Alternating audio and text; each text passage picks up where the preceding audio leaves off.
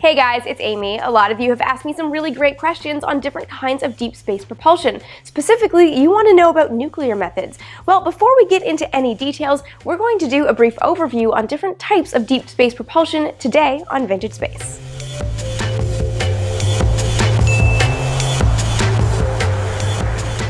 Before we start looking at any deep space propulsion methods today, we're going to look at how rockets get off the Earth in the first place, because there's the very strong misconception floating around that rockets launch off the planet because the exhaust is physically pushing off the Earth, and that force is what launches it into orbit. Well, that is not actually at all how it happens. Any rocket, whether it's accelerating off the Earth or accelerating through space, uses Newton's third law, which is that for any action, there is an equal and opposite reaction.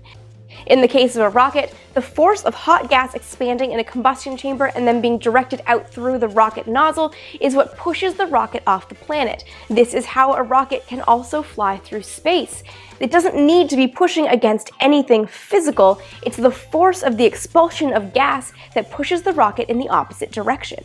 That said, any kind of rocket, any propulsion method is effectively doing the same thing. The hot gas expanding being forced out of the rocket nozzle pushes the rocket or the spacecraft that's powered by that rocket in the opposite direction. The most familiar type of propulsion is chemical, and there are different arrangements of fuel and oxidizer, but because it's vintage space, we're going to talk about the Saturn V as an example.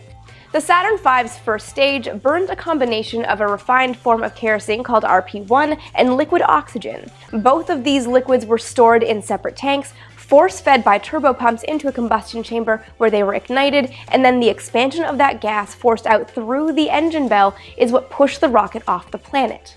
Another kind of chemical reaction uses cryogenics, which are just fuel and oxidizer stored at super cold temperatures. The Saturn V's upper stages used liquid hydrogen and liquid oxygen, both super cold, stored in separate tanks, and again fed through turbopumps, ignited in a combustion chamber to propel the upper stages of the rocket.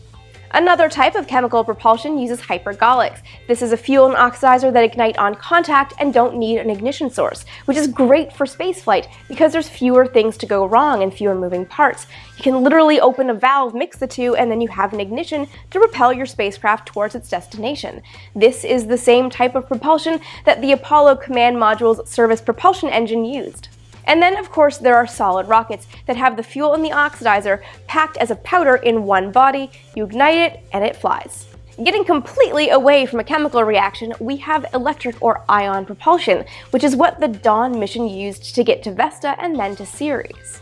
Inside an ion engine, electrons are stripped from atoms, and these charged ions are sped up in an electric field before being shot at the end of the engine, providing thrust. Another option is nuclear propulsion. A nuclear thermal rocket generates thrust by using cryogenic hydrogen to cool a fission reactor core. The gas is heated and expands, and the expanding gas is directed through the nozzle to generate thrust. We see missions leaving the Earth riding on chemically propelled rockets because a chemical reaction is the only one strong enough to get a rocket to launch its payload into orbit. But it's not the best reaction. But once that payload is in space, and say it's going to a distant planet, a chemical reaction might not be the best way to get it there.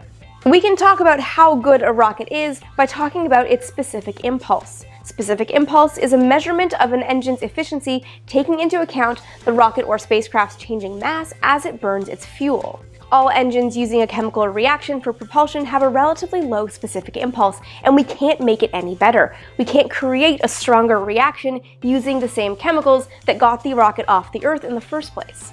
This is where ion and nuclear propulsion have a bit of a leg up. Both of these methods actually have a weaker thrust, but they have a higher specific impulse, meaning they need less fuel to generate the same amount of change to the velocity of the spacecraft, or delta V.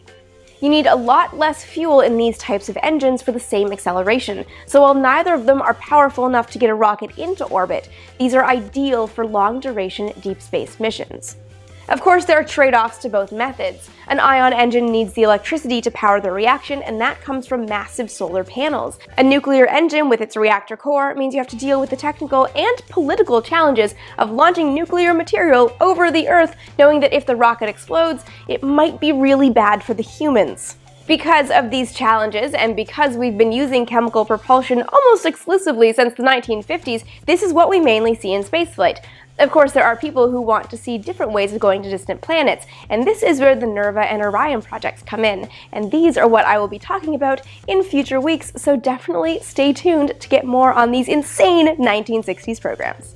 I have to give a huge shout out to Scott Manley for helping me get my head around all the technical details, because I am not a rocket scientist, I'm a rocket historian, but Scott Manley is as good as a rocket scientist, so if you want more details on all the nitty-gritty technicalities of different types of propulsion, definitely check out his video right here.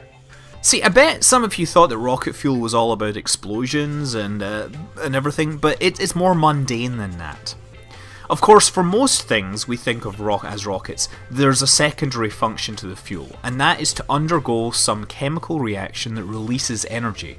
So does that work for you guys as a bit of a primer of different propulsion methods? If you want some more details, I've also got a blog linked below that should help you out. And if you still have questions, leave them in the comment section below and I will do my best to answer as many as I can. And of course, any other questions you have about anything deep space, and of course, what you want to see covered in future episodes. Be sure to follow me on Twitter and Instagram for daily Vintage Space content, and you can connect with me on Facebook as well, just look for me by name. And of course, with a new video going up right here every single week, subscribe so you never miss an episode.